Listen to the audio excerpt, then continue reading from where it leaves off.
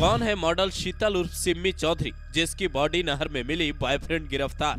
हाथ पर विशाल नाम का टैटू, बॉयफ्रेंड का नाम सुनील। हरियाणा पुलिस ने खोला बड़ा खेल। आखिरी बार बहन को किया वीडियो कॉल, कहा वो मुझे मार रहा, कुछ घंटे बाद मिली बॉडी।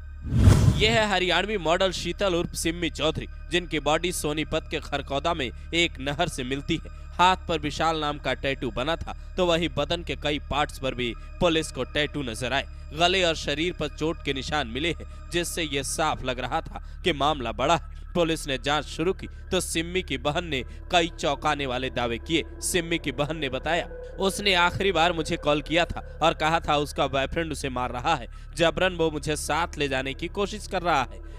इतना सुनते ही पुलिस का शक उसकी बॉयफ्रेंड की ओर जाता है और उसके तलाश में टीमें लगा दी जाती है, लेकिन पुलिस को जानकारी मिलती है कि उसका बॉयफ्रेंड खुद अस्पताल में भर्ती है। शीतल के बॉयफ्रेंड की कार पानीपत के एक नहर से निकाली जाती है। वहां के लोग दावा करते हैं रात करीब 1:30 बजे एक कार वहां आई और अचानक से कार गिरने की आवाज आई तो लोगों ने ड्राइवर को बड़ी मुश्किल बचाया। अब सवाल ये था कि शीतल के बॉयफ्रेंड ने क्या उस घटना को अंजाम देने के बाद खुदकुशी करने की भी कोशिश की थी, या फिर कहानी कुछ और है। पूरा केस हरियाणा के 2 शहरों पानीपत और सोनीपत के बीच घूम रहा था। यहाँ 2 तरीके की संभावनाएं थी। शीतल और उसका बॉयफ्रेंड अगर एक साथ थे तो फिर कार नहर में कैसे गिरी और 2 अलग अलग जगहों पे ये घटना कैसे हुई? क्या इस केस में कोई तीसरा भी था? हरियाणा पुलिस सुनील से पूछताछ के लिए पहुंचती है तो पता चलता है ये अभी बयान देने की हालत में है ही नहीं, इसे रेस्ट की जरूरत है। पुलिस के दिमाग में सवाल एक ये भी बरकरार था कि आखिर ये विशाल कौन है, जिसके नाम का टैटू था। घड़ी,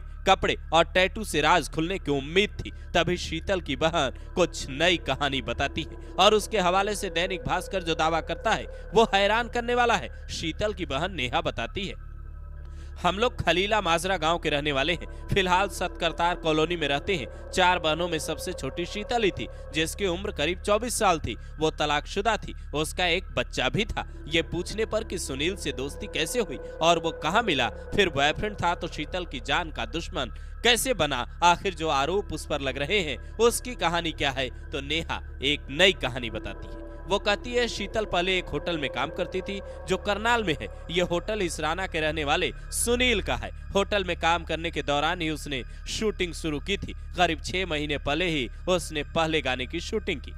अब यहाँ तक कहानी दोनों के बीच करीबियां बढ़ने और फिर उसके बाद किसी बात पर झगड़ा होने के बाद इस अंजाम तक पहुँचने की लगती है, लेकिन ये पूरी सच्चाई नहीं है, बल्कि शीतल की पैरों तले जमीन तब खिसक जाती है जब उसे पता चलता है सुनील, जो उसका बॉयफ्रेंड है, जो उसके साथ शादी करने की बात कर रहा है, वो पहले से शादीशुदा है और उसके 2 बच्चे हैं। ये पता चलते ही वो होटल में काम छोड़ देती है, वहां से चली जाती है और 2 दिन पहले एक शूटिंग के लिए जहां गई थी वहां सुनील उसके पीछे पीछे पहुंच जाता है और तब हालत ये हो जाती है कि शूटिंग वाली जगह पहुंचकर भी वो उसके साथ मारपीट करता है। जो शीतल थोड़ी देर में घर पहुंचने की बात कर रही थी वो अब कभी घर नहीं पहुंच पाएगी। उसका बॉयफ्रेंड अब गिरफ्तार हो चुका है।